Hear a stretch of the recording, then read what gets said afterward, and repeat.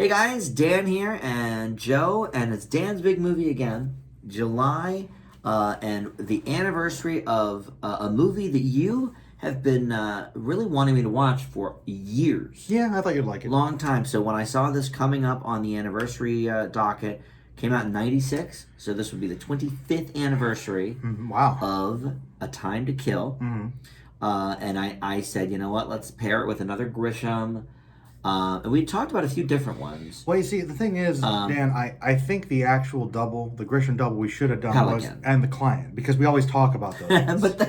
I understand. But I've also seen The Client. Okay. I wanted to watch two I'd never seen before. Okay. Because my Grisham is low. The Firm, which you showed me. I've seen most of them. The Client, which I saw in theaters. I like Grisham. And then that awful Christmas movie. Oh, with the cranks? Christmas with the Cranks. Oh. And that's it. So when I saw Time to Kill, I said, well, let's pair it with the next one in the line. Yeah. Which was the following year. And it is The Rainmaker. And I love Damon, Claire Danes. I'm actually rewatching My So-Called Life. I didn't realize Coppola directed. Yeah. So that's the one we're pairing it with. So we're going to talk about that second. And you had seen both of these. I've You'd seen most Time of to the Kill Grishams. many times. Yeah, I've seen Time to Kill quite a few times, and I've seen The Rainmaker once. Okay. Now twice. Now twice. And I've seen, like I said, I've seen most of the Grishams, and I've really liked most of them, and I still think that my favorite is probably The Firm. Okay. Probably. But I don't know. I've always really enjoyed Time to Kill. It's one of those movies that I mean, I'm sure we'll discuss it, and I have different feelings about it, I think, as I get older with each rewatch. Well, I'll tell you, I have a favorite Grisham as well. Okay. And I think we'll get to it. Okay. I think it might be part of the double. Oh, wow. I think, well, then it's probably one and not the other. Well, we'll see, I guess. So this is, all the hit makers are here. Sam Jackson, Bullock, right on the heels, really, of Speed and some of her big early successes. It's a great cast, really. And then early McConaughey, he had done Dazed and Confused. Oh, yeah. And maybe another thing or two. That's the reason why I wanted you to watch it. I shied away for so long. You were like, early on McConaughey's him. not going to, I'm like, but he was so good in this. And you're like, I liked Dazed and Confused. Sure. And then the next, three things I saw him in were the late 90s, early 2000s rom-coms. Failure to Launch, which is just horrible. Keeps coming up, by the way, as a punchline on sitcoms. Really? I've had seen two Failure to Launch references in the last, year. I do like that How to Lose a Guy in 10 Days. How to Lose a Guy in 10 Days, I actually do like. I think that was okay. Oddly, because I also don't like Kate Hudson. But yeah, she was good in that, too. I don't really like her that much. I don't like her. And then what was the other one? He did one with J-Lo, didn't he? Yes. Was that the Wedding Planner? The Wedding Planner. Oh, my. So I just had this unappealing sort of sense of McConaughey. When Time to Kill came out in 96, I was in college.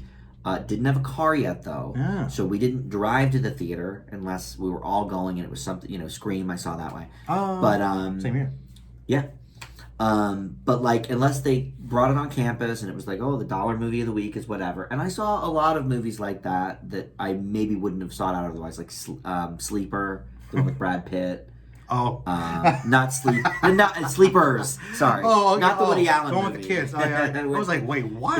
Re-release? Sleepers. That Artsy Shippensburg film or whatever. With Brad Pitt and I forget who else now, but that one. That's how I saw Twister, actually. Your favorite movie. We're going to watch that. Well, this was the anniversary. That was 96 as well. 97, we chose. Right? I thought it was 97. No, 96. Oh, wow. What a year. We chose something else for it. Thelma and Louise, I think. Oh, you hate Twister, though. I don't want to watch Twister. I don't really care either. But anyway, the point is, I just never had any really interest in Time to Kill. Early Dan probably wouldn't have been, too. Yeah, college age, it wasn't my thing. But, what actually got my love of lawyer shows and movies? You know what it is. It's actually, I feel like I'm drawn. It's not the freaking Good Wife. McBeal. Ally McBeal. Ally McBeal. Oh, yeah. Which, obviously was funny. More goofy, yeah. But it sort of entered in Night Court, I guess, when I was a kid. That was really goofy. Yeah. But, in terms of dramatic, Ally McBeal sort of bridged that gap of comedy and drama. So, yes, the drama. And now I love some lawyer shows and movies. You never really watched The Practice or anything, right? Like Boston I Legal? didn't. I've seen a few episodes of The Practice. No, I never did that. Obviously, I know you like to say Law and Order is a punchline, but half the show is the legal stuff half too. of Law and Order is legal. I don't get into that, but you probably like that I part. guess that part's probably you could skip the first half and be okay, let's the trial part. Yes, but then you have Good Wife, of course, my favorite. But then some of those old movies we watched for the Oscars, like the Al Pacino one. Is that Adam Drive too? Your whole courtroom's out of order. Is that And Justice for All? Correct. And then A Few Good Men I watched when we did all the Tom Cruise movies. You Can't Handle the Truth. I've seen since a bunch of classics. So Time to Kill, we finally watched it. It's true. Schumacher. Yes, and I wanted to say here because I think some people understand this. Joel Schumacher, I actually think is one of the great directors. I think he's very good. Like most of the movies of his I've seen are really good. He's got some of my absolute favorites are in there, but he did The Client. He did The Client. He did Falling Down, which is this great thriller. Right. He did I think he did like Lost Boys classic, the vampire one, Kiefer. Actually, I think he did. Yeah, I think you're right. So yeah. I'm missing a couple. He's done if you actually look at his filmography, he's directed and then Batman Forever. Yeah, which I like. Forever, and then Batman and Robin. I didn't see, but and Forever, he's known as the Batman and Robin guy. But most of his movies were very good, right? And it's clear that was a different project. Like he made Time to Kill. It's like clearly the guy knows how to direct a movie, but different project, different studio. And this had to be a hit. Let's look at what it made here. I don't know. 152 million worldwide. Pretty good hit. On a 40 million budget. That's very good. It's definitely a success. Big hit. God, it's long though. 149 minutes. Yeah. All the Grishams are long. Well, they deal with big things, and that's why they said Rainmaker, greenlit. Let's do another one. I guess that's true. But then again, the '90s, he was just destroying. Yeah, he was just Pelican. I mean, that was Client, one of the Fern, top every year. Every couple of years, there was a new Grisham. Yeah. Well, because he had no shortage of books to crib from. That's true, and the thing is, though, he'd usually write them, and then within like a year or two, they'd be a movie. That is true. That turnover was quick. Yeah. Crichton is the only other one I can really think of in the '90s, because of course Jurassic Park and then ER. Crichton was a big book to movie and film guy. Congo. Or movie and TV guy. All that stuff. Congo, that's right. Yeah. But yeah, Grisham certainly was up there. All right, so what is the plot of this movie? Well, the plot of this movie is very racially charged. I think it's supposed to be contemporary. The book takes place in the late 80s when it was written. So maybe that's a little different. But roughly, it's supposed to be now due south. I believe it's I Mississippi. think it's Mississippi, yeah. Mississippi. And basically, Carly Haley is this African-American man. He's like a construction worker or something. And it's actually his daughter, his very young daughter. She's like Tanya's 10. I think Tanya's like 9 or 10 years old. And she's walking home from getting groceries. And these two redneck guys, they're drunk. They're, not thinking straight. They track her down. They see her. They throw a beer can at her. They knock her out. And they beat her up. They rape her. They try to hang her. Fails, and so they put her in the back of the truck and then dump her into the river. Oh my God. This isn't all shown, I can't even, but like with the sound effects and the little shot, it's pretty visceral. Just the opening branch scene, breaking, the crunch with the hanging, and they slam. You see the legs and there's like the blood on it, and you're just like, you just don't know. You didn't know. No, and I wasn't sure if she lived or died. But they do find her body, and she does live.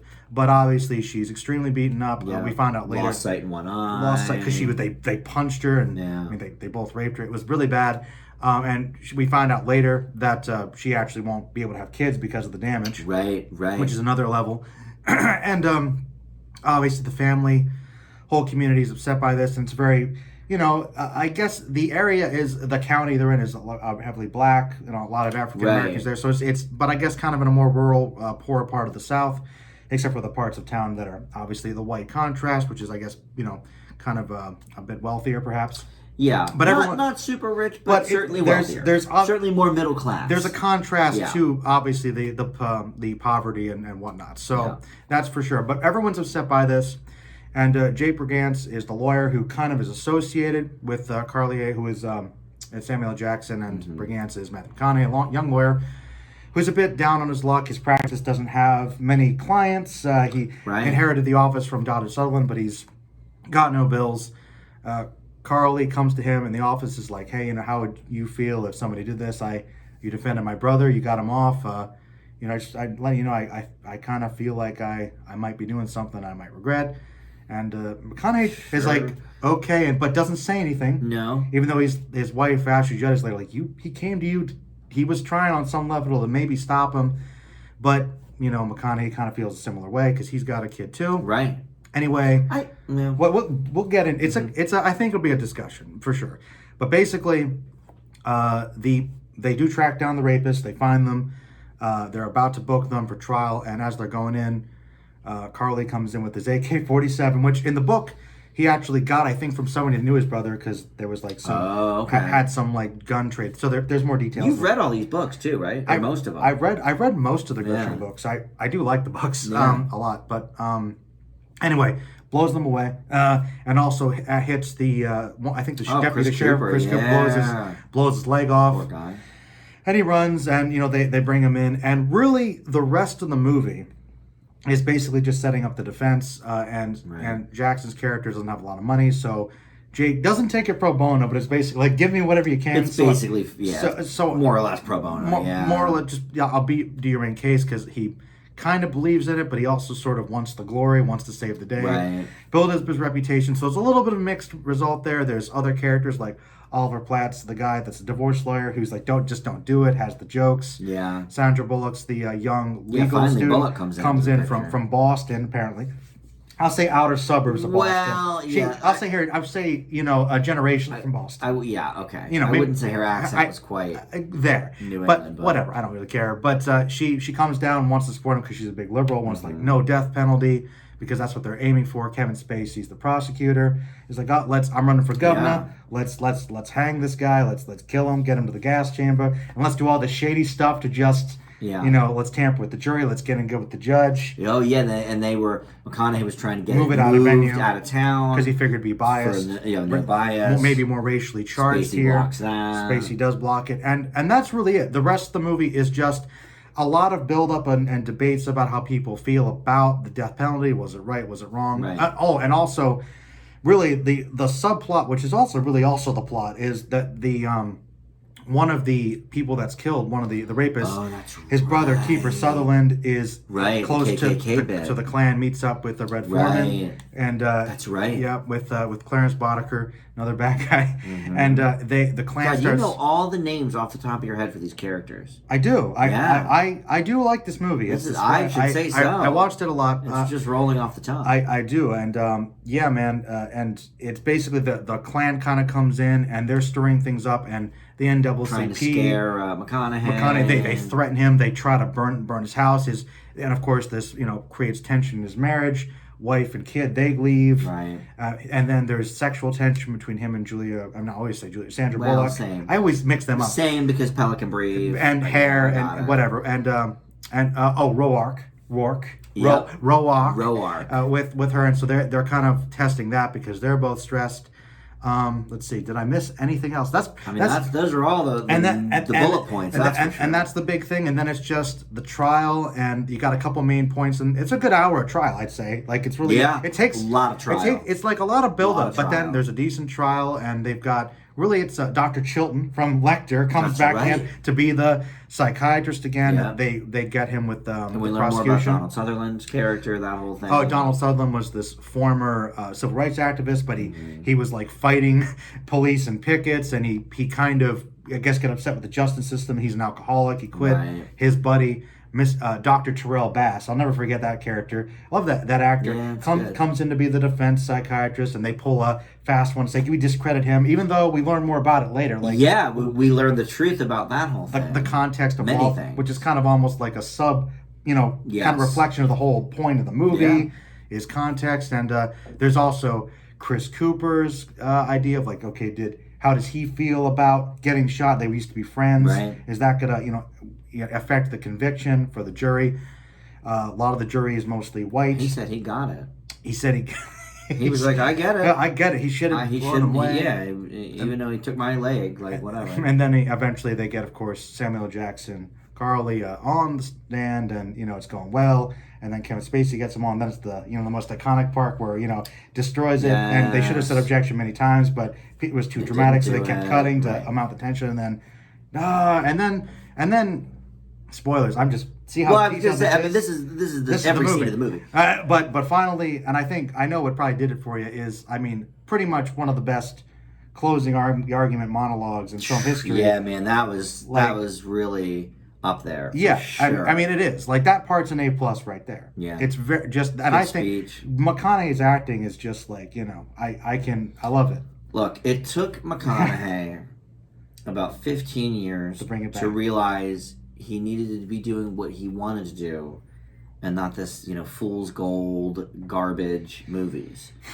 They call it The Reconnaissance. You had Dallas Buyers Club, Magic Mike, The Lincoln Lawyer, Bernie. Mud, I guess, right? Mud, of course, my favorite. Mud probably was, I guess, maybe the first one of all. Sort of. It's silly, but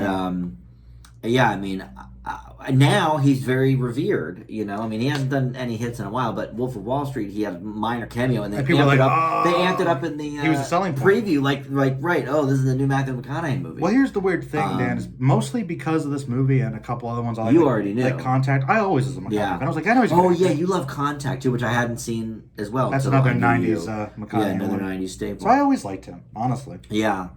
I actually really didn't like his. When he started doing those romantic comedies, I was like, yeah, he's just the same in all of them. It's very bland. Most rom-coms are the same. Same premise, same everything. That's why those, Hallmark movies do so well or whatever. But, I guess. But I'm glad that he went with his heart and decided not to keep doing those movies. And when's the last one of those he did? Last rom-com was probably Fool's Gold. That was another Kate Hudson mashup. Oh, okay. And that was probably, at this point, a decade ago, maybe. Jeez. Yeah. Which, good for him. Mm-hmm. All right, so we've talked about the entire plot of the film. Pretty much, yeah. So let's see. What is there to talk about first, I guess? The plot. Mm-hmm. Which I went over pretty much. Yeah. Which you went over. But, do you like it? I love the plot, and I really like how Schumacher, and to some degree the script, I guess, too. Grisham based, yeah. Really kind of, in that first scene, you're on board with, okay, these guys are jerks, they need to learn their lesson. So immediately, you're on the side of... what I would consider justice or whatever, but the victim. Here we go.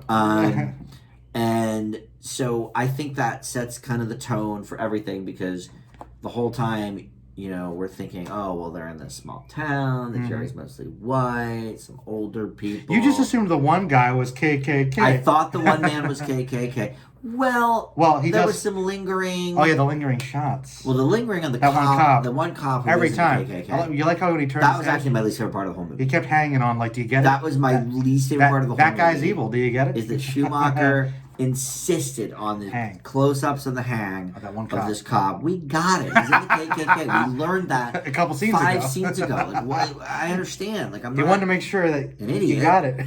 I got it. That was the worst part of the movie. I was a little distracting, yeah. But the courtroom stuff is great. Yeah.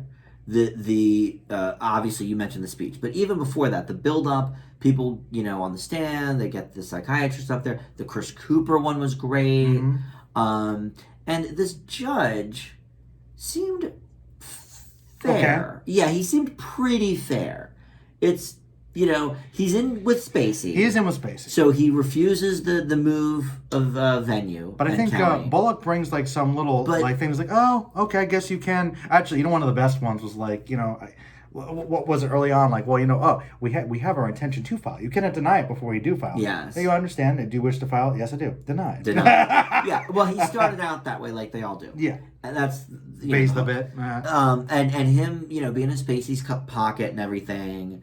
Well, you can tell he clearly old friends or something. But the judge also has that side conversation with Jake too. That's like, look, this is a closed shut case. I know you are a good lawyer. I don't want to see your career ruined by over this helping this guy who obviously should basically go into. He believes one way, so it's like in his own way. He actually thinks it's like open shut, pretty much. Yeah. But then as we go along, he changes his ways a little bit. My cousin Vinny again. I do like when everybody. I mean, that's pretty classic judge thing too. When people get rowdy and then he's like, "I swear, if you do that again, you're all out of here." Yeah, all drink contempt. All on contempt. Look, Kevin Spacey is a good actor. You think he's a good actor, even though he's like, "Hey, I'm gonna be the next governor. I'm gonna just destroy everything." It's almost an early adoption of that House of Cards. It is kind of an early Frank Underwood. It's a bit of an Underwood accent, so that's fine. No, actually, I'm a big Spacey fan. This is a great, kind of smaller performance for him, really. Yeah, well, he was kind of just starting out. I mean, I think American Beauty was really the one that. But think about it though. This is post Usual Suspects. I think it's post 7. Is it? Yeah, it's 96. Those were like 95. So I think Spacey was getting. He was kind of big. I didn't realize they were that early. But this is such a big cast. Well, that's true then. You know. But yeah, look, he stands out. I know you've done some videos on your channel. Where people don't want to talk about Kevin Spacey. His performances. Think Kevin Spacey is a very good actor. I think that's not in dispute. I like to try and separate the people. Yeah, I mean it's unfortunate sometimes, but you know. I think it's harder to watch his more recent stuff. Like, would you want to support his money now? Yeah. Right. Now. Like, Baby Driver, I think was the last thing I saw him in that I really loved. That one movie they superimposed in? Was that Plumber? They took him out of the movie completely and refilmed everything with Christopher Plummer. So wait, which was great. Is Spacey just like done? Oh, he doesn't make movies at all anymore? No, nobody will touch him. They tried to put one out that was recorded before everything, film before everything. Nobody went to see it. Wow. Billionaire Boys Club, and I think it got pretty good reviews too. Nobody went to see it. No. So whatever, but you know, look, this is the first time I saw this movie, and you know, he's a good actor. He's good at it. Yeah, he is. He's really good. Everybody's really good. At it, actually, I don't think there's a bad performance except the Bullock accent is terrible. Look, it's bad. Here's the thing, though. Like, I know, and the love story is bad. But when they say accents, I'm like, some people can actually like live in an area but not adopt the accent. Like, did she grow up in Boston? I don't remember. Right. Like, you know what I mean? Like, maybe she was from there but spent a lot of time abroad. Like, she went to a different college. I don't know. I'm just saying, like, not everybody from Philly sounds the exact same way. You know this. Not everybody has. Maybe they grew up. I guess that's. You know what I mean? Yeah, I guess that's true. But like many do. A lot of New York movies, not everybody sounds like they're from New York. Like, no, that's true. So I'm like, whatever. But the love story, look, I got to admit, I don't really think it's a love story. It's just like it's an almost story. They're like, you know, because there's pressure. They're attracted to each other. Yeah. He's stressed because he's got. It's a non-rom. They call it those great non-roms. Where it's almost they're like flirting on that line of like, is something going to happen? But then it doesn't. Well, the thing is, that's kind of a weird thing because they're flirtatious, but he's already sent his wife away. Yeah, because they're scared that something's going to happen. Yeah. So here's another Bullock. He likes her spirits. Hot woman. But how are we supposed to feel about his character? I guess it's making him flawed. Like, okay, he does have this attractive young woman in his. But I mean, you were all like, "Come on, don't do it!" Like you got. I was getting mad. I was getting mad. I mean, about it. His wife is fine. I just like she didn't know about it. I mean, that's the thing is like, they both are like. It's not really addressed. Like they obviously don't go through with it because they know it's bad. Yes, I should go home. Almost do that. I've been drinking. Look, they're not perfect. It's the worst. It's that and the lingering on the KKK. The cop guy. KKK cop. That guy are the two bad is it. But you liked Mickey Mouse though. Yes, I like the Mickey Mouse part. That part actually was good. Look, I'm nitpicking here a little bit. I know you're digging because there's not much bad. I mean, that's really those are the two bads. They're pretty small. The Bullock romance, but that is a big part of like, the middle of the movie. Yeah, and then the lingering shots over and over again. Those are the two. Because like the judge is pretty classic. The jury, I thought that one man was on KKK, but he wasn't. They fooled you. They did fool me on that one.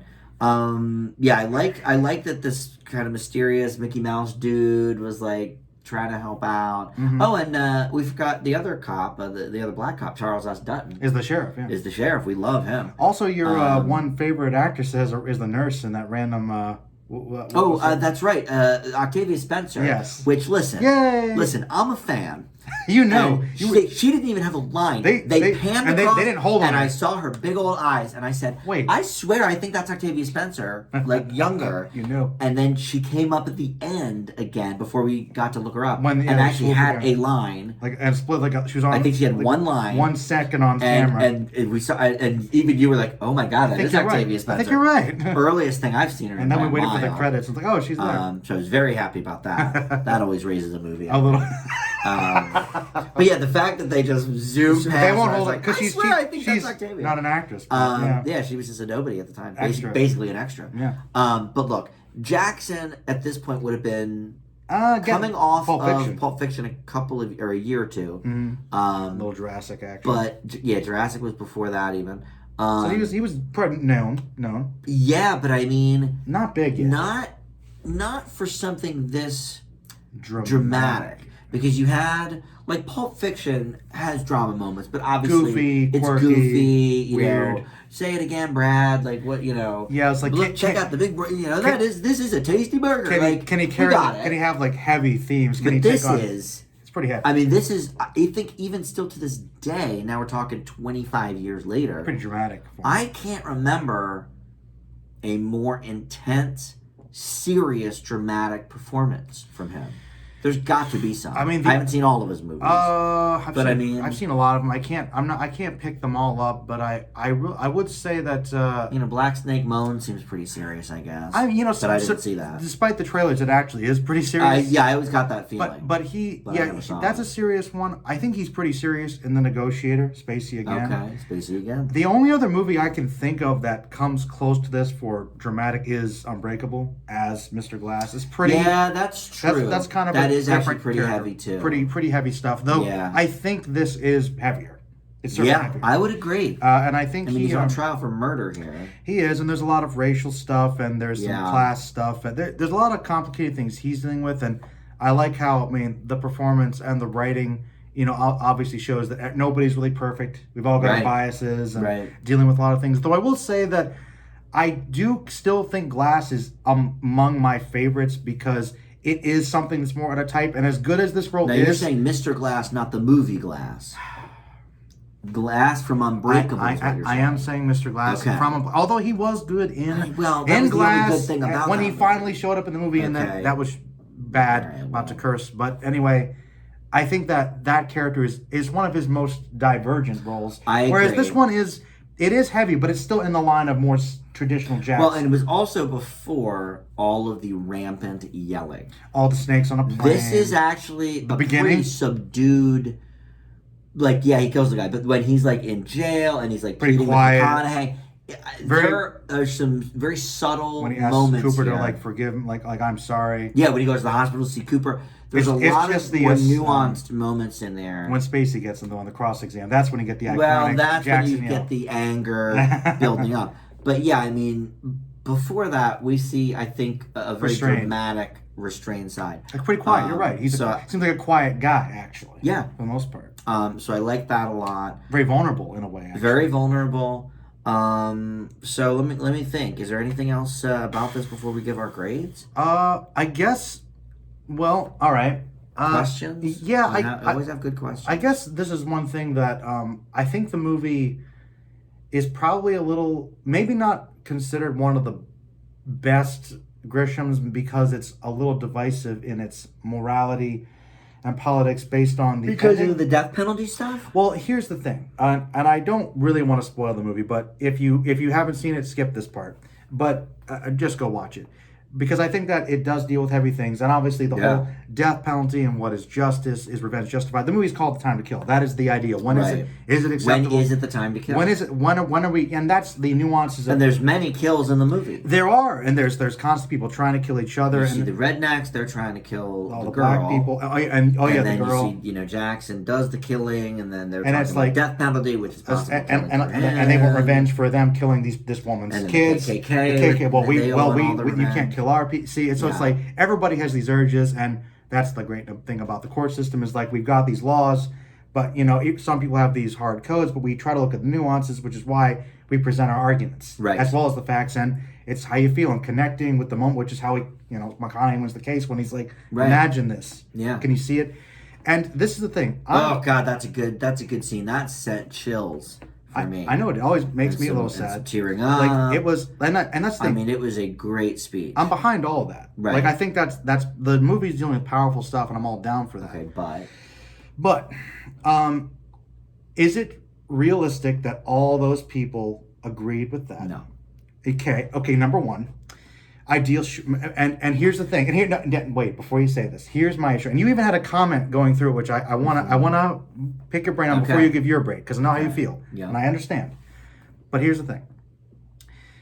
Okay, I understand what happened. I sympathetic to Jackson's character, but upon rewatching again, I realized that the defense is predicated on a lie, because Jackson he goes back and forth. They're talking about whether it's premeditated, legally or not. insane. Like, was he overcome with rage? Which, to be fair, that shot we see, maybe he was, but he planned it. He looked crazy in it. He did take the time to get the gun, right? Hit out, scoped it out, so he did have time to think about it. He was kind of rational. It was certainly premeditated. So it's not like he snapped and just like attacked them, right? So there was some judgment there, and they get him off with that basically because they're sympathetic. And I can understand the death penalty, maybe too harsh for that, but they argue about that. Right. He gets away for blowing these people away with an AK-47 scot-free, and I'm like, it's get not it. Believable. It's a little, I like the ending, but I'm like, could it be a problematic message? It's basically saying revenge is sometimes justified if you're in the right, and that's and here's the thing, I get it, because Grisham's really good at making some really evil characters, but and like you said up at the beginning, they set up dehumanize these guys, racist, dumb. They do this terrible thing, but you even said when they were going on early that one of them was the ringleader. The other guy actually had more. The other one had some guilt and was like, I confess, problems. But I actually want to they weren't the same. Right. And Jackson didn't care. Took the law in his own hands. And I just think these are heavy things and I remember is that you, of course, I know you're like, yeah, and I get it. I understand, and I'm kind of there too. Yeah, I really am. Got murdered. I sure, and we get the catharsis, and it's this relatable thing. But even when we're going through the movie, and Jackson's like, what am I supposed to do, Jake? I can't take care of my kids. And you're like, well, maybe you shouldn't have killed those guys. Like, even then, you were like, say that. Yes, because it is true. So there is because look, here's the deal. I'm looking. There's consequences to your actions. And there were no consequences at the end of this movie. He should have gone to something. See? There were no consequences for death. And believe me, I want to give this movie such a high grade, but there's like some things I'm like, and it's like, I don't know if I can comfortably, it's like, yeah, you're right. And I hate to say it, like, it is this victory, but it's a legal quandary. Yeah. Because you're right. And an ethical one, maybe. Well, look, in the real world, it never would have happened. In the real world, he would have been executed immediately. He wouldn't have gotten a good defense. Before he even got out of the questioning chair. They probably would have killed him in prison. So the interesting thing also about this movie, and I watched this as kind of a young age, right? I admit that. I did. I watched a lot of heavier stuff. Well, I don't know. I think it informed a lot of my thoughts about things. But naive me, because I like history and all the civil rights stuff and the history of slavery and the effects of that. And like, okay, as a young person, like, oh, well, I was surprised there's KKK. And I thought we were behind all this stuff. They wouldn't do this wouldn't be this racially charged in the 90s. Wow. And I'm like, and saying that today, it's like, wow. And now you really know. This movie is extremely timely. Well, they even say it in the movie. Somebody, I forget who it was, says, "Oh, well, there's no KKK anymore in this part." And then you were like, "You guys, like, they're never gone." You're like, they're around. I'm like, they're everywhere, you dummy. When I told you that they're because of free speech, they're like a real organization. They can have a website. You can fill out an application, and you were like, "What?" It's because there's different sects. You could be KKK, I guess, right. and not. Oh yeah, we're not actually those guys. It's iffy. Well, listen, that's a topic for another day. Yeah, but I just there's a lot of. Like I said, heavy. And there's some legal issues. But guess who else never gets punished in this movie? The KKK people. They burn that guy's house down. They try to kill the wife. They beat up Bullock and tried to kill her. They beat up Bullock and tried to beat her. We're going to leave her out to be eaten by animals. So, I mean... All right, there's no justice there either. They had a scene where they caught those guys at the end and they were arrested. Remember, like, did they? Our Lee Cobb or whatever, and then they turn around and that's and then he's right. And that one cop we missed. Okay, you belong over there. You're right. And then pan in to know. Okay, they're gonna get their day in court too. And then they'll get off because time to kill. Got it. So there were, but it's interesting, and yes, clearly I think those guys are more evil. I'll just say it, but they're supposed to be painted, obviously, as the villains, which they are because they're KKK. And that's the. I mean, Dan. That's the weird. They're balance. really going hard though after McConaughey and the family. They are burning the man's house down. That's classic. And tried to bomb it first. Tried to bomb it. They got caught on that. And but the thing is, I like how the movie has this weird balance, which I think is tough for me. It's really getting into the melodrama and the operatic nature of like you feel so much evil oozing off these other characters, but also handles this complication like with some of the characters. Like I liked how the NAACP comes in to try and get a bigger lawyer because they don't think that Matthew McConaughey would be sufficient. But the preacher lying about the donations, where they're going for, and it shows that in a way the NAACP doesn't really care about him or if he deserves to get off or not. It's just for civil rights. It's still politically motivated for their agenda too, which is like they're not perfect either. And I just like how, you know, and remember also the other great speech in the movie is when Jackson talks to McConaughey and he's like, I chose you because I know you're kind of just as racist as everybody else. You try not to be, but you're ingrained. He does say that. You're one of the bad guys. But I didn't think that was fair. It wasn't, which we get the complaint. Yeah, I didn't think that was fair. Dan, in a way, he's right, though. Because people are ingrained with certain prejudices. That they don't realize. You live on the other side of town. You don't ever interact with me. And I thought that was You're a right. powerful He said statement. our kids would never play together. We're different people. You can't unsee it as different. Bring back the bit. And then I thought they could play together. And it has a nice hopeful note of maybe everybody has their prejudices. So who's good in the movie? You said everybody's bad. Oh, Sandra Bullock's good.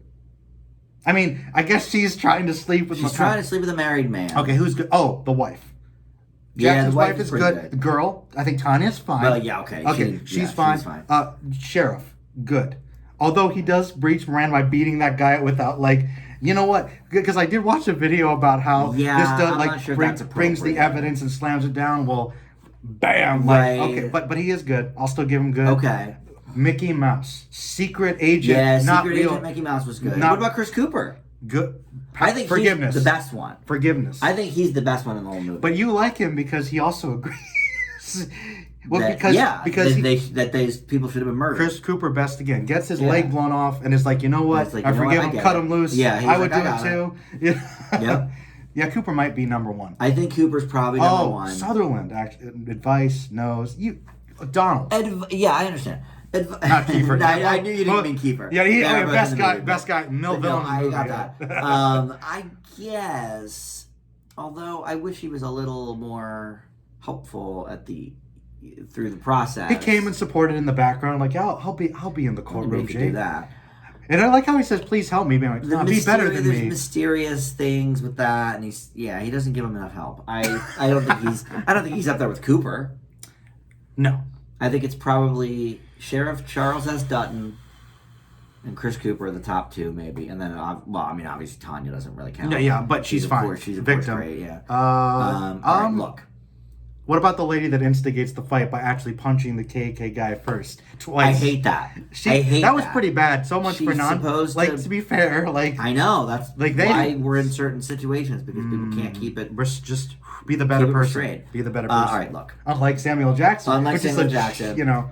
Okay, but we're gonna look at some things because now we're at 40. We still have to talk about this, and this will be shorter. I have so many things to say. Oh, great. Okay, I'm sorry. I just had to. I think those are great points, and which is why I struggle with my grade. Very valid points. So help me figure out my grade. I don't know. Well, here's my grade. Help me before we look up the old Rottens and the Eberts. I'll tell you what I feel and what I actually want to say. Okay, they're very close.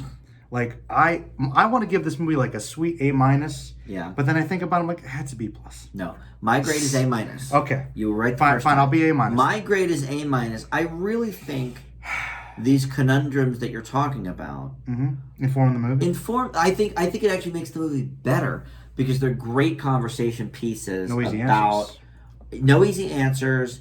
It wouldn't happen really because of the jury, but okay, that's fine. The women cared. Remember the mothers? They were like... Yeah, the mothers cared. But not the KKK guy. The old white men didn't care. Who was like, he's dead. KKK man said goodbye to Jackson. He didn't care. I just don't believe that speech would have turned everybody. And that's my problem with it. It's unbelievable. But it's beautiful. Oh, it's a great speech. But beautiful ending. But racist guy, not going to care. It's not going to happen. Guess what? She was black. I don't care. And you know what? Boom.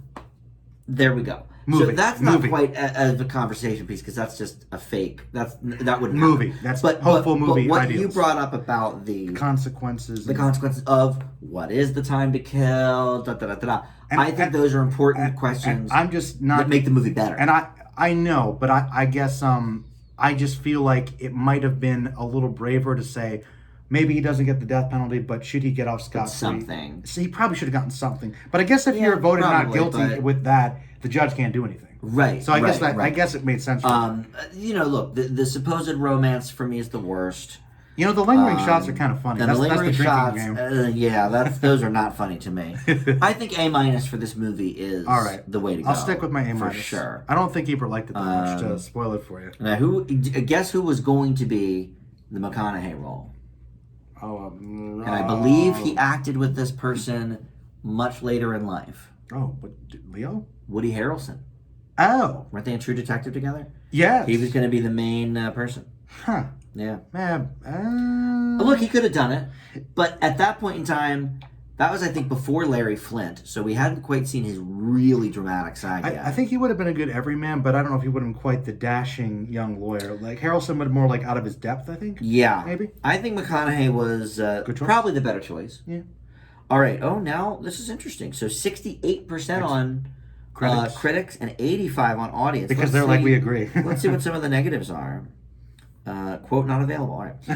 Grisham films are grossly overinflated examples of that old genre which hardly ever need to change, the courtroom drama. Those are great. All right, well, if he just doesn't like Grisham movies, then he doesn't He's count. too biased. That's too biased. He doesn't like legal dramas that much anyway. Yeah. And some of them are very good. Bad review. I didn't. That wasn't very good. That wasn't a very good review, I would say. All right, let's find another rotten that really says something. Let's do some rottens. Justice may be blind, but rarely have courtroom dramas presumed quite so heavily on cultural myopia as this heinous version of John Grisham's first novel. It's his first novel. Yeah, I remember. All right. Dumbed down debate on the death penalty. See, I disagree. They have that whole debate in the diner, It's remember? actually a pretty strong debate. Yeah, that's interesting. Insight into black-white relations is superficial. Disappointing when you consider that the moral of the story is supposed to be how large a role race plays in the execution of justice. Now listen, these reviews were written a long time ago. That one's from 2003. Interesting. So, they would probably want to have different say now. I was going to say, we're past that now. I wonder what these white old critics would say now. Right? I mean, yeah. About some of this stuff. You're right, man. All right, so let's look up the Ebert. I don't think we like to guess on the Ebert. I've read this. I used to go. Okay. Remember, I used to go through his website. You used to go through the website on the daily. I read look at all the reviews. When I was bored at work, I'd do it. I don't think he. I'm going to give it 2. I think he went 2.5. 2 out of 4. I think he did 2.5. Yeah, if I remember correctly. I don't think he loved it. Not in great movies. I'm that for sure. Well, no, his great movies are the ones that get 4 stars. 3. Oh, okay. That's all right. higher Actually, than I thought for sure. That was better. And you. All right. Still too low. Let's see. Gotta give it 3.5. Give it a nice 4. Grisham attacked Oliver Stone. Rainmaker was better. And he might have thought. I can believe it. Who knows him? KKK. Okay. Clan members are the villains. Yes. Thanks, Ebert. For that big leap there. What a scoop. To a twisted mind, their secret meetings and cornpone rituals might be appealing. What? I think it's pretty obvious, even if you're in the KKK watching this movie, I guess maybe you are rooting for them to burn down. Why would you be watching the movie? Why would you be watching it in the first place? Because they think they're going to kill they misinterpreted the title. Maybe. It's been directed with skill by Schumacher. I agree with that. Mm-hmm. All right, so he liked it. All right, the story works effectively. All right. Now look, the opposite is this. This movie sucks. To put it bluntly. This is the worst I think we've done yet on Dan Does the Big Movie. What? You have some stinkers before, though. Well, look, maybe not the Phantom. Okay. But Phantom had more interesting shit in it, though. But listen. Sorry. Desperado was never boring. True. I'll give it that. Had stuff going on. This movie very little was a yawner, man. Now, did we decide this is my first Coppola movie? Is it? Is that for Francis? Yeah. No, you've seen Apocalypse Now. I saw Apocalypse Now. Okay, you're right. That's a better movie. That's it. Yeah, you've never seen The Godfather. And Rainmaker are the 2. Have you ever seen Bram Stoker's Dracula? No. Oh, dang. I've seen more Sofia Coppola movies, which is sad. You should see Stoker's because that's Winona. She's in Early Winona, yes. Yeah. Love her. Look, this is Damon. John Grisham, the Rainmaker. You're doing the plot for this one. Good. Oh, you want me to do the plot? Oh, okay. I'll do the plot again. Okay. The plot. The plot is that he's a rookie lawyer. Matt Damon is the Rainmaker. Let's see what his name is. Rudy Baylor. Yes, I don't remember his name. Yeah. Okay. I got this. Okay, I'll do it. Okay. He's in over his head. Matt Damon is the young lawyer, common in all these things. Very young. wants to get into defense, but is trying to work on and with insurance law, with this civil claims, but it's going under. By Mickey Rourke was in it. We couldn't recognize him. Right. He has to quit because DeVito, who's this guy who's failed the bar a bunch of times, is like, hey, let's get out of here. They're like best friends. We'll start our own little thing, and we'll chase all the ambulance. He's kind of disillusioned by that. And while he's doing that in the hospital, studying for the bar, he meets Claire Danes, who is beaten up by their husband. And because he had an abusive parents, he gets it. And is like, I want to save her. So he's constantly hot.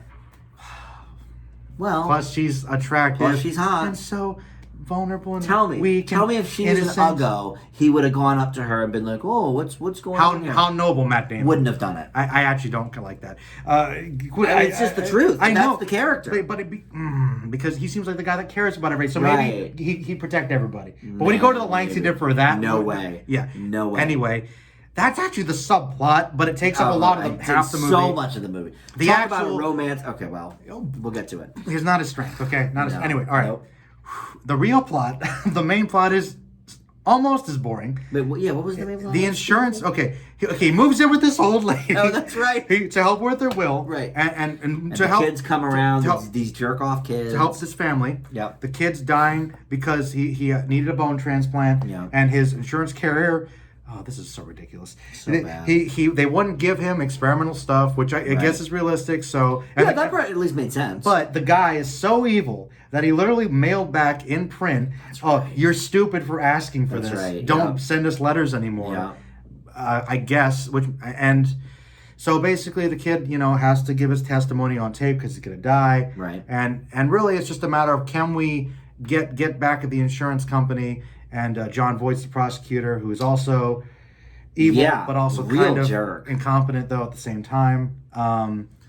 And somehow they win because they get Virginia Madsen to be like, actually, this place is corrupt, and they don't look at anybody's claims for like a year. And spoilers, they save the day, but they don't actually win money because everyone's like, oh, this insurance company doesn't do anything. Then they go under. So that's right. So nobody gets their money. Nobody gets their money, but the woman's so they win the case.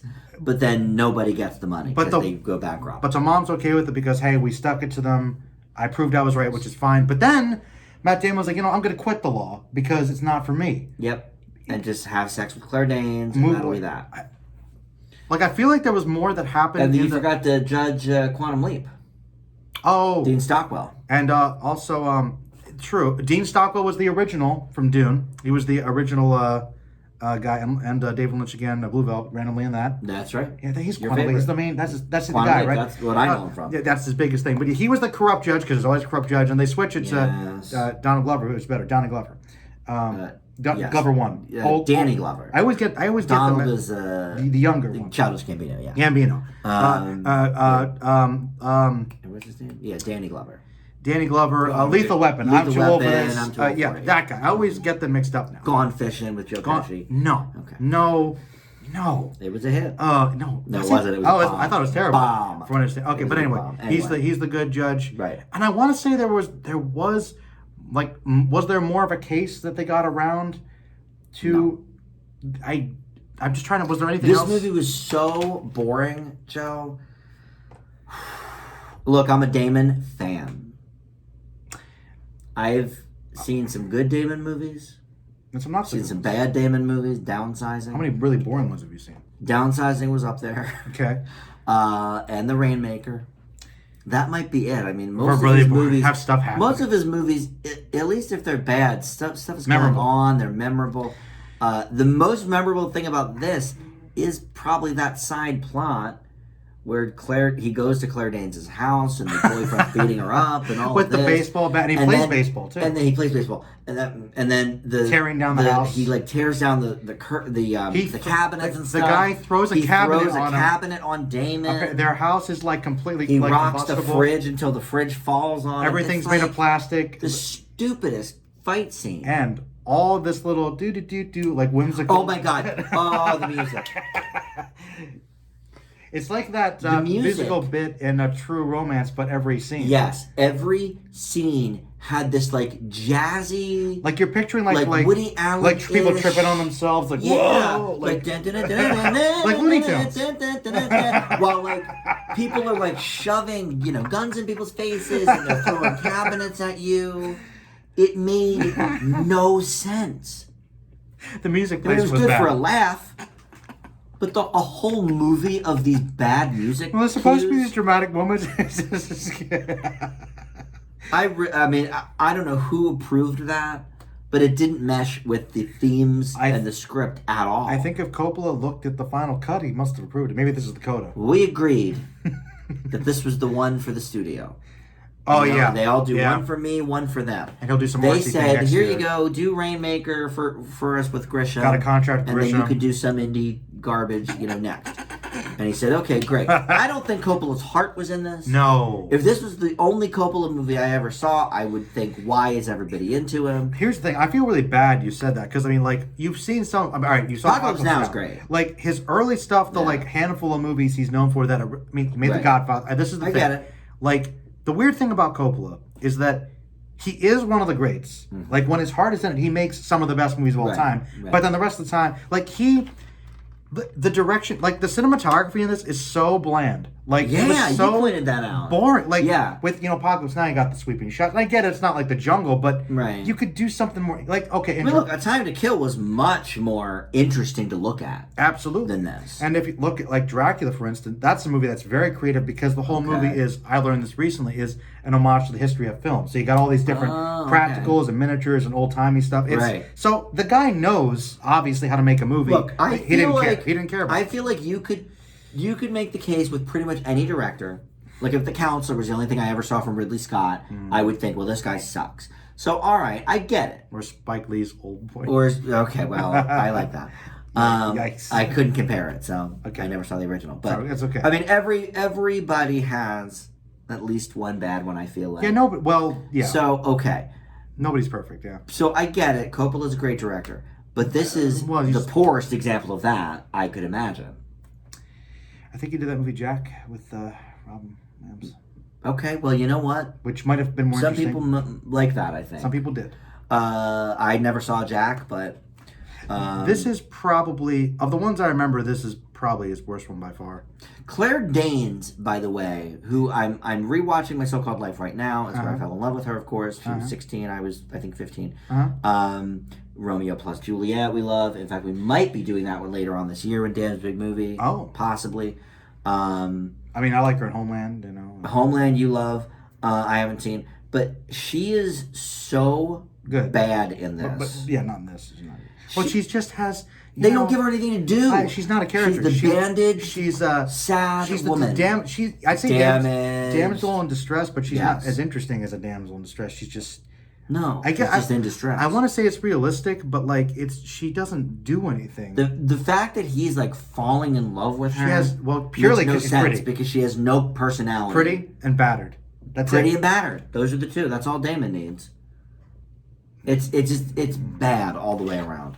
DeVito is fine in it.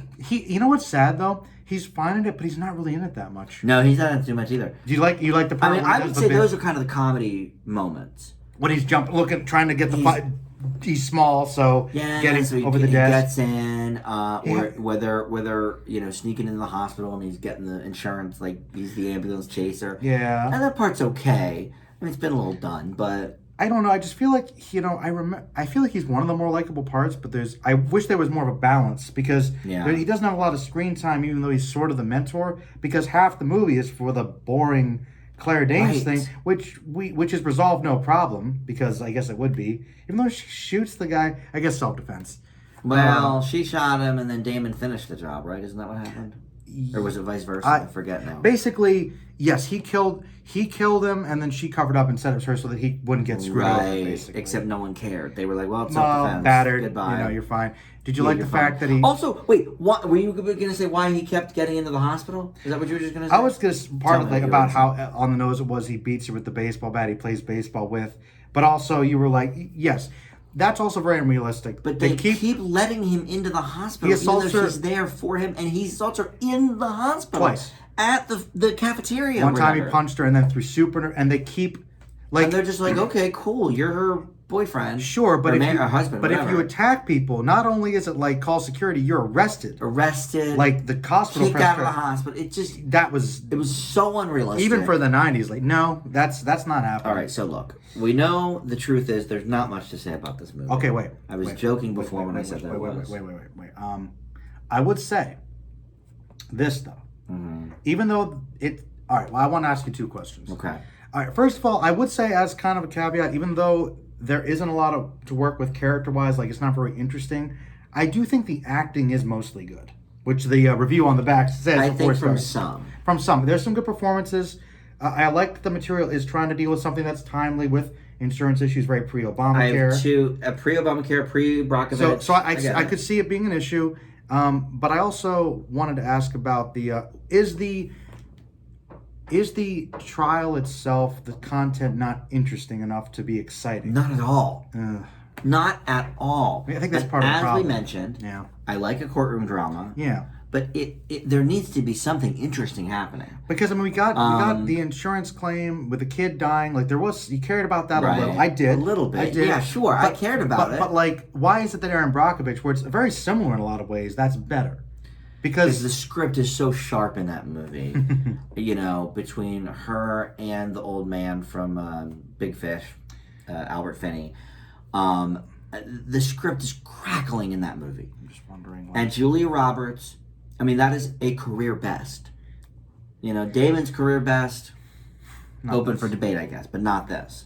Maybe The Martian or whatever. But, no, but it's not this. Well, I think there's not a lot of meat in the script. Here's the deal. There's not much we there. had watched this movie, 4 days ago? Mm-hmm. I didn't even remember what the trial was about. All I remembered was Claire Danes and the horrible romance. I had to try. It was a struggle for you to remember. Well, because I feel like... And you had already seen it. A long time, and here's the thing. I remembered thinking it was fine, but I'll tell you this. Of all the Grishams I've seen all the other ones multiple times. Yeah. I never had a desire to watch this one again. Look, this is the first time on Dan's Big Movie that we didn't watch the movies back-to-back. No. They're a bit long, so we were like, let's break it up over 2 different nights. So we watched Time to Kill first, 3 days before this one, and then we watched this. I remember so much. I remember so many details about Time to Kill. And I watched that before this one. Well, it's a more interesting, better... by a mile. Movie. And to comment on your acting... I think there's some good acting. Claire Danes stinks. Bland. Script's weak. They just don't... Well... Character's weak. Whatever it is, she's not good. And then Voight is overacting as the villain. Oh, we have to talk about the one thing. Remember... From Voight? Remember when they put the one guy on the stand? And he's obviously evil, like he doesn't care, pushes the mic aside. Yes. They're laying it on so thick, these guys are evil. It's so thick. It's almost too thick. It's worse than the lingering shots of the KKK. Because it's so not subtle at all. At all. And the bad guys are pointed as... It just makes me wonder what... I mean, Coppola was just sleepwalking through this movie. Wouldn't be surprised if there was an assistant director that did everything and Coppola's like, yeah, that's fine. Yeah. He might not have actually directed. I don't know if he directed it. Let's look at the box office. Oh, yeah, and the ratings. And of course the Rotten. Okay, again, $40 million budget. Oh, similar. $45 million box office, barely as opposed to $140 for the other one. Barely made it. So that barely made it. All right, now let's look at the Rotten. Do we give our grades first, though? Oh, my grade is a D+. Oh, shoot. My grade is a D+. All right, I'll be a little nicer because I liked the... I feel like there were okay performances, and I liked the... I liked the look of the movie. I liked some of the sets, the courtrooms, the offices. It felt very... How about the boring shots and uninspired directing? I'll give them a point for the set design. And I'm going to say a C- it. And the fact that Mickey Rourke was unrecognizable was good. That was pretty good. He was pretty good. Although we're not used to seeing him in that era. Where he's bigger and long hair. Oh, this is so disappointing. I told you people like it. It's higher on the critics than Time to Kill. Yeah, of course. 82%. But popcorn, people bit lower. like it too, though. A little bit lower, but still people do like it. 78% on popcorn. I thought people liked it. All right, I'd like to see the positives on this. And let's get it up for Dan a little bit. A wonderfully quirky cast. Quirky is not the word I would say. under Francis Ford Coppola's direction makes this one of the more enjoyable Grishams. It's the worst one other than Christmas with the Cranks. I disagree. What? Coppola has never been particularly known for his comic touch, but here he seems bent on leavening the melodrama with as many laughs as possible, and they're generally honest and well-earned. What, with the music? It's subversive, you see. Oh my God. This competent, anonymous legal drama. What's anonymous about it? Is not drawing much attention to itself. Maybe it means like it could happen to anybody. It's relatable. Relatable. See? Is the best John Grisham adaptation yet. What is happening? Not that I remember. They didn't see The Firm? The Firm's pretty close. It really is. It's the stellar performances from the cast. Now this is you. That's true. I do like quiet like little film such a reward. See, it's quiet. Okay. It's very subtle. See? That nice Rotten. Man alive. What does the Rotten say? The Rotten just doesn't say anything. Okay. A regular Coppola film about it just says the plot. Okay, that's bad. Stupid. All right. Too much love. Everybody in the popcorn on the front page. Too. Man alive. All right, now check Ebert. Since this is an older movie, there's only 50 reviews total. Nobody cares about this one. So nobody cares about it to revisit it, to review it older. Years later. I want to look at one more Rotten on this. Try to get something where I'm coming from. I thought people liked this one. Yeah. The overbearing soundtrack is the first thing. Unimaginative cinematography. Okay. Indulgently tear-jerking ending. This all adds up to a surprisingly derivative movie from Coppola. She still gave it a C, though, because it's Coppola, probably. A C for Coppola. C for Coppola. The Rainmaker, aside from being competently made, is not something that stands out for being fresh. It's by the numbers. I don't think it's competently made. I think it's very, standard. All right. Well, there you go. All right. Let's see what Ebert. Now, you think Ebert liked this more than Time to Kill, but now that we know Ebert gave Time to Kill 3. Maybe he liked it. Do you think more? I don't know. Everybody liked it, man. Why? The subject matter. This is what I want to hear in the comments. Is this a Rainmaker crowd here? Do people like this? Because I know we have a few people that always watch our Dan's Big Movies all the way through. Of all the Grishams I've seen, I think this is by far my least favorite. Did you see the Christmas with the Cranks, though? No, I didn't. I think I failed. I never wanted to see that. Horrible. But that's a comedy. That's not a law movie. His law things I don't want to ever watch. Or read. I don't care about them. Yeah, you do like it only when it's like reading Stephen King's. Same 3. Same so movie. Ebert gave it 3, the same as Time to Kill. I can't get behind that. This is so much worse. Made the most of Grisham's ground level realism. It's not a film that loves the legal profession. Well, that's probably true. That doesn't seem. Yeah. Nobody's talking about the horrible romance. Soundtrack. The one person did say about the soundtrack. That was good. Bruiser Stone, Mickey Rourke. Yeah, all right, that's all plot. Synopses. Coppola juggles these 3 cases with side stories involving the insurance company's amoral, high-paid lawyer. I will say this. This is what keeps it from going a little lower. Okay, yeah. I did like the one scene with Damon and Voight when they were first going head-to-head about the settlement. Okay. That was good. What about the part where he actually went to get the deposition and he was, had all this legal team and it was just Damon on the one end? Oh, yeah. I love that. And he was still like, those are like the only good parts of the movie. I'm still going to depose him and him, too, even though I'm here. Look. There's some see. I'm a little bit of a sap. You like the little man? For the one little guy going up against the team. You watch The Office. It's like when Michael comes back from, starting the Michael Scott Paper Company. They want to buy him back. You want the Michael Paper Company. Yeah! That is good. You're so happy that he's standing up for himself. Whatever. Okay. So I do like those 2 scenes. Okay. So there's a little positive for you. You don't like Voight, right? So Kelly and Rudy don't have a romance exactly. Yes, they do. They bang. Coppola's screenplay is too smart to stop the action for obligatory love scenes. What movie did he watch? Am I an insane person? Not much happened in this movie, surprisingly. Rudy's legal life has become so complex, there's no time for personal matters. It's a time to kill. It's a time to kill with a cabinet. That is my favorite part of this movie. Sucks. He just rips the cabinet and he shoves. Straight up ripped it from the wall and threw it on Damon with Bugs Bunny. Right. Didn't work for me. Not good. I'm glad people seem to like it, I guess. But for me, Time to Kill is by far the superior film. Well, yeah. My order so far goes Time to Kill, Firm. Keep it firm. Client, I haven't seen in 25 years, but I remember liking it. Client's good, yeah. And then a bunch of space of movies I haven't seen. And then Cranks, Rainmaker and Cranks. Well, I think you'd like... I need to see Pelican, obviously. You'd like Pelican. What else has there been? The Chamber, nobody really cares about. Chamber, okay. Changing Lanes, is that a Grisham? I don't or think did so. I make that up? I'm just trying to think if there's anything else I'm afraid. Oh, Runaway Jury, I do like. Oh, I never saw that. That's a what do you call it? That's, Cusack and I was going to say Cusack. Rachel Weisz and Hackman again. Okay. He was in Chamber. I think those are all the Grishams I've seen, unless I'm forgetting one. You can look them all up. I'm going to try and look them up here. Grisham movies. Well, I'll say if I missed any, because I've seen all the big ones. I think. I mean, that's all the ones I can think of. The Rainmaker, Runaway Jury, The Chamber. Yeah, those are all the big ones. That's pretty much all you said.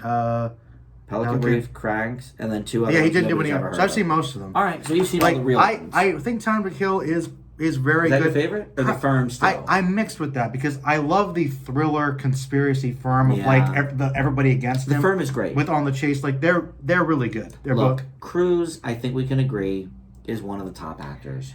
And that is... Cruise, I have no problem with Cruise. Look, I think that kind of started his journey into the more action... With the chase. Yes. Yeah, when he jumps out the window. That iconic chase begat Mission Impossible, begat Edge of Tomorrow, the whole thing. What if, when they worked on with him in The Firm and they saw those running scenes and how competent he was, like, we could make a whole movie where he's Ethan Hunt. He's just running the whole movie. And that's a whole franchise right there. He became Jack Reacher, running around again. Gotcha. I think The Firm actually probably did do that because before that, like Top Gun actiony. But I guess you want to call Top Gun and Days of Thunder maybe action, but like he's not running or anything. Like he's not an action star. Yeah, like it's more about the piloting of the plane or the driving of the car than it is running away from the bad guys and that kind of thing. And Born on the 4th of July is more of a drama. And he's in a wheelchair. Yeah, he's crippled. So right. So they're not really action movies. Yeah, I wouldn't think. So yeah, I guess Firm's the beginning. Yeah. I think so. Yeah. All right, look, that's the Grisham double. I loved one. I hated one. I think D+ is worse maybe than Phantom. I think you talked me into a C- for Phantom. Because to be honest, Phantom honestly was more memorable than this. The truth is, there were some fun set pieces. I saw the Phantom a good month and a half to 2 months ago, and I definitely remember it more than this movie I saw 4 days ago. That is true. That says something. That is true. It's not good. All right, so we've got Princess Diaries 1 and 2 next. Yeah, I love Dan's big movie. You never know what genre. We just randomly pick the movies we like. If people make suggestions for anniversaries, Princess Diaries was a suggestion. Yes, Tim's, right? Tim because said, he's not a big fan. Love it. He loves it. Come on. And now I can't believe I've never seen it. That really it's shocking. Me. I've seen them both. Julie Andrews is like literally one of my favorite actresses. This is before I really knew how much I liked Anne Hathaway, but I like Anne Hathaway. But yeah, so we're excited about that. Then we have a Whoopi double coming up. We have West Side Story and Fiddler, and something else we forget. I think we decided on Romeo plus Juliet. I'm going to pair it with another modern Shakespeare or another Baz Luhrmann, right? Wasn't that the story? Yeah, I think so. So we'll figure something out with that. I think that's November or something. I think after Princess Diaries is Whoopi. We have to actually watch a bunch of these this coming months because Yes, I know. We're gonna pre-tape some of these because you have to go. Because I'll have to go for a couple months. But thank you for joining me for this one. Another Dan's Big Movie in the books. I'll see you for Hannibal. Thank you guys for watching, and yes, we'll do Hannibal very soon. Yeah, very soon. All right. Bye.